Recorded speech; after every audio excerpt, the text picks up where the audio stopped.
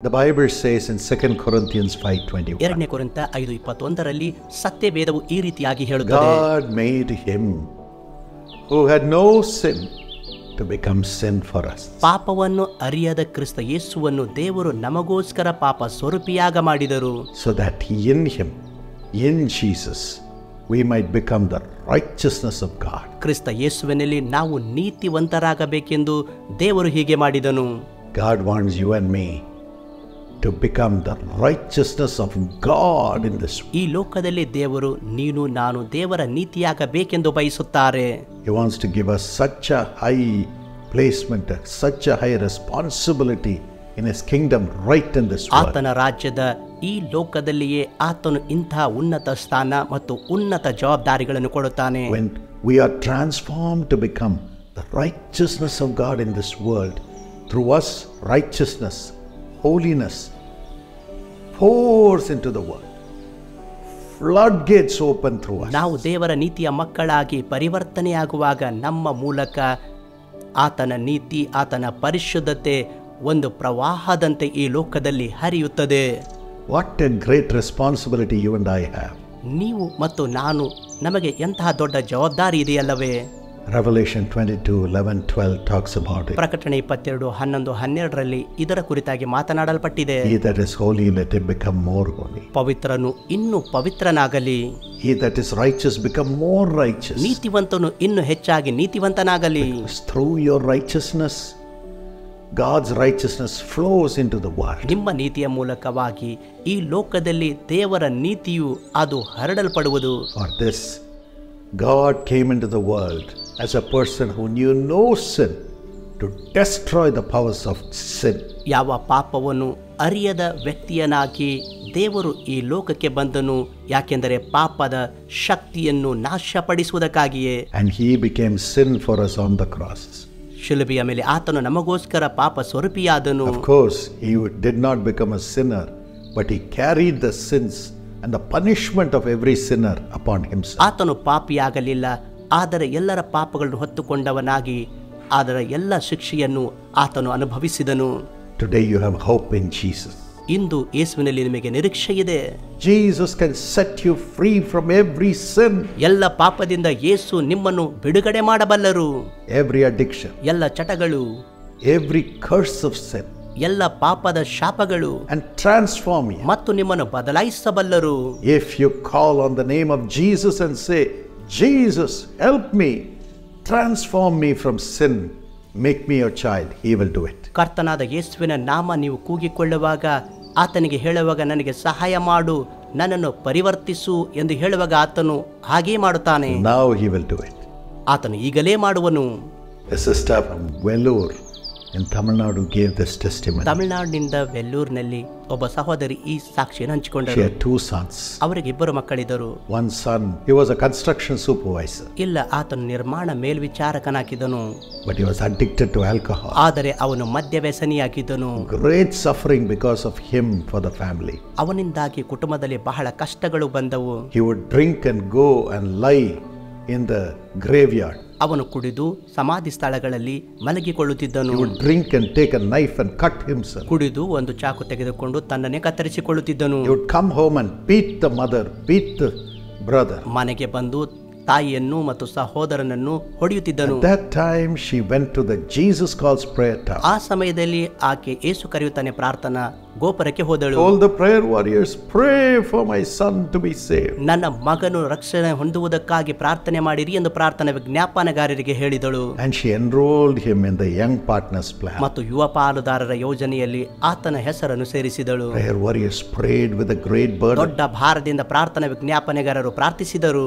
And the mother brought back the oil from the prayer tower, blessed oil, so that she could put it on the son, and she did it.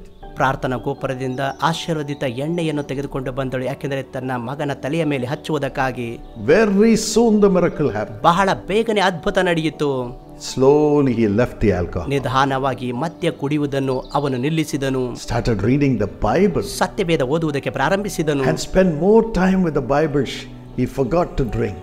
ಬಹಳ ಸಮಯ ಓದುವುದರಿಂದ ಕುಡಿಯುವುದನ್ನು ಮರೆತು ಹೋದನು. That craving left him. ಆ ಹಸಿವು ಅವನಿಂದ ಬಿಟ್ಟು ಹೋಯಿತು. And now he prays for others to be free from alcoholic addiction. ಮದ್ಯ ಚಟದಿಂದ ಬೇರೆಯವರು ಬಿಡುಗಡೆ ಹೊಂದುವುದಕ್ಕಾಗಿ ಈಗ ಅವನು ಪ್ರಾರ್ಥಿಸುತ್ತಾನೆ. What a transformation. ಎಂತಹ ಪರಿವರ್ತನೆ. Through him, God's righteousness, God's holiness is flowing to others. ಅವನ ಮೂಲಕ ದೇವರ ನೀತಿವಂತಿಕೆ ಮತ್ತು ಪವಿತ್ರತೆ ಬೇರೆಯವರಿಗೆ ಹರಡುತ್ತಿದೆ. Father, ತಂದೆಯೇ, set everyone who is watching this program free from ಈ sin. ಕಾರ್ಯಕ್ರಮ ಯಾರು ವೀಕ್ಷಿಸುತ್ತಿದ್ದಾರೋ ಅವರು ಎಲ್ಲ ಪಾಪದ ಶಕ್ತಿಯಿಂದ ಬಿಡುಗಡೆಯಾಗಲಿ. Let every addiction leave. ಎಲ್ಲ ಚಟಗಳು ಬಿಟ್ಟು ಹೋಗಲಿ. In the name of Jesus, let it leave. ಯೇಸುವಿನ ನಾಮದಲ್ಲಿ ಅದು ಬಿಟ್ಟು ಹೋಗಲಿ. Come out. ಎಲ್ಲ ಚಟ ಹೊರಗೆ ಬರಲಿ. Let the cravings for alcohol, for drugs, for sexual pleasures, for anything that is of the devil, leave them in Jesus' name. ಮದ್ಯ, ಮಾದಕ ವಸ್ತು, ಲೈಂಗಿಕ ಸಂತೋಷ, ಇಂತಹ ಸೈತಾನನಿಂದ ಬಂದಂತ ಎಲ್ಲ ಬಯಕೆಗಳು ಯೇಸುವಿನ ನಾಮದಲ್ಲಿ ಹೊರಗಡೆ ಹೋಗಲಿ. Let it come out. ಅದು ಹೊರಗೆ ಬರಲಿ. Lord, wash thy children with your blood and save them from sin. ಕರ್ತನೇ, ನಿನ್ನ ರಕ್ತದಿಂದ ತೊಳೆ ಮತ್ತು ಪಾಪದಿಂದ ಅವರನ್ನು ರಕ್ಷಿಸು. Let not evil thoughts come in their mind. ಅವರ ಮನಸ್ಸಿನಲ್ಲಿ ಯಾವ ಕೆಟ್ಟ ಯೋಚನೆಗಳು ಬರದಿರಲಿ. Let them have the thoughts of God as they read the Bible every day. ಪ್ರತಿ ದಿನ ಸತ್ಯವೇದ ಅವರು ಓದುವಾಗ ದೇವರ ಯೋಚನೆಗಳನ್ನು ಅವರು ಹೊಂದಲಿ. Give them the focus in their jobs and in their studies. ಅವರ ಉದ್ಯೋಗ ಮತ್ತು ವ್ಯಾಸಂಗದಲ್ಲಿ ಕೇಂದ್ರೀಕರಿಸುವಂತೆ ಸಹಾಯ ಮಾಡು. Let them rise up to great heights and prosper. ಉನ್ನತ ಸ್ಥಾನಕ್ಕೆ ಅವರನ್ನು ಏರಿಸಿ ಅವರನ್ನು ಅಭಿವೃದ್ಧಿಗೊಳಿಸು. Thank you for this blessing. ಈ ಆಶೀರ್ವಾದಕ್ಕಾಗಿ ವಂದನೆ.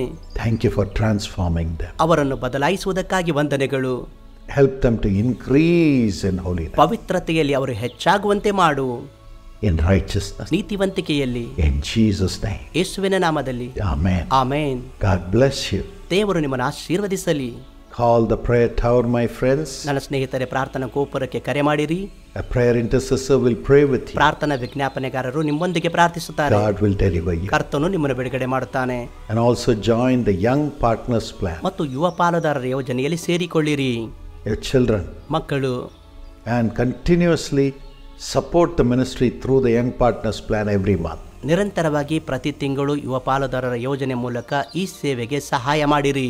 And your children will greatly prosper because millions will be blessed through the offerings that you give on behalf of your children. ನಿಮ್ಮ ಮಕ್ಕಳು ಅಭಿವೃದ್ಧಿ ಹೊಂದುವರು, ಯಾಕೆಂದರೆ ನಿಮ್ಮ ಮಕ್ಕಳ ಪರವಾಗಿ ನೀವು ಕೊಡುವ ಕಾಣಿಕೆ ಮೂಲಕ ಲಕ್ಷಾಂತರ ಜನರು ಆಶೀರ್ವದಿಸಲ್ಪಡುತ್ತಿದ್ದಾರೆ. And call this number that's on the screen and give them your children's mobile number so that we can send links of testimonies, of prayers for their lives to be transformed and kept in the Lord always. ಪರದೆಯ ಮೇಲೆ ಕಾಣುವ ಸಂಖ್ಯೆಗೆ ಕರೆ ಮಾಡಿ ನಿಮ್ಮ ಮಕ್ಕಳ mobile ನಂಬರನ್ನು ಕೊಡಿರಿ, ಯಾಕೆಂದರೆ ಅವರಿಗೆ ನೇರವಾಗಿ ನಾವು ಲಿಂಕ್ಗಳನ್ನು ಕಳಿಸಿ ಸಾಕ್ಷಿ ಮತ್ತು ದೇವರ ವಾಕ್ಯಗಳನ್ನು ಕಳಿಸಿ ಅವರು ಕರ್ತನಲ್ಲಿ ಇರುವಂತೆ ಮಾಡುತ್ತೇವೆ. And God will make them His mighty apostle. ಬಲವಾದ ಅಪೊಸ್ತಲರಾಗಿ ದೇವರು ಅವರನ್ನು ಮಾಡುತ್ತಾರೆ. God bless you. ದೇವರು ನಿಮ್ಮನ್ನು ಆಶೀರ್ವದಿಸಲಿ.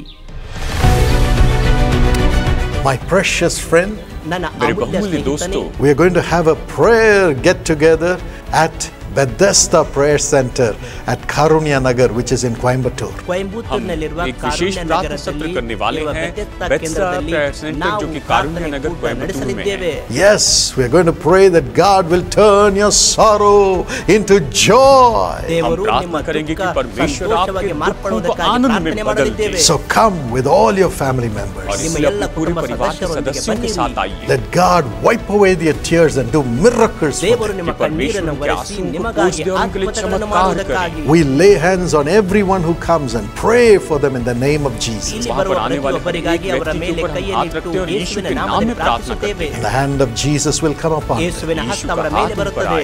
It will come upon you. ಅದು ನಿಮ್ಮ ಮೇಲೆ ಬರುವುದು. And you will go back with your sorrow turned into joy. ನಿಮ್ಮ ದುಃಖವು ಆನಂದಕ್ಕೆ ಬದಲಾಗಿ ಹಿಂತಿರುಗಿ ಹೋಗುವಿರಿ. You can come and stay there. ನೀವು ಅಲ್ಲಿ ಬಂದು ತಂಗಬಹುದು. Food facilities are available. ಊಟದ ಸೌಲಭ್ಯಗಳು ಲಭ್ಯವಿವೆ. Transport facilities are available from the city of Coimbatore. Coimbatore ನಗರದಿಂದ ಸಾರಿಗೆ ವ್ಯವಸ್ಥೆ ಕೂಡ ಲಭ್ಯವಿದೆ. Just come. ಅದಕ್ಕಾಗಿ ಬನ್ನಿರಿ. Call the number on the screen and they'll give you all the information. ಪರದೆಯ ಮೇಲೆ ಕಾಣುವ ಸಂಖ್ಯೆಗೆ ಕರೆ ಮಾಡಿರಿ, ಎಲ್ಲ ಮಾಹಿತಿ ಅವರು ನಿಮಗೆ ಕೊಡುವರು. ಕಾರುಣ್ಯ ನಗರದಲ್ಲಿ ನಡೆಯುವ ಬೆಥೆಸ್ದಾ ಆಶೀರ್ವಾದ ಕೂಟಕ್ಕೆ ಡಾಕ್ಟರ್ ಪಾಲ್ ದಿನಕರನ್ ಮತ್ತು ಅವರ ಕುಟುಂಬವು ನಿಮಗೆ ವೈಯಕ್ತಿಕ ಆಹ್ವಾನವನ್ನು ನೀಡಿದೆ. ದಿನಾಂಕ ಭಾನುವಾರ ಜುಲೈ 7ರಂದು, ಸಮಯ ಮಧ್ಯಾಹ್ನ 2 ಗಂಟೆಗೆ. ವಸತಿ ಮತ್ತು ಹೆಚ್ಚಿನ ವಿವರಗಳಿಗಾಗಿ ದಯವಿಟ್ಟು ತಕ್ಷಣ 9487846601 ಈ ಸಂಖ್ಯೆಗೆ ಸಂಪರ್ಕಿಸಬಹುದು.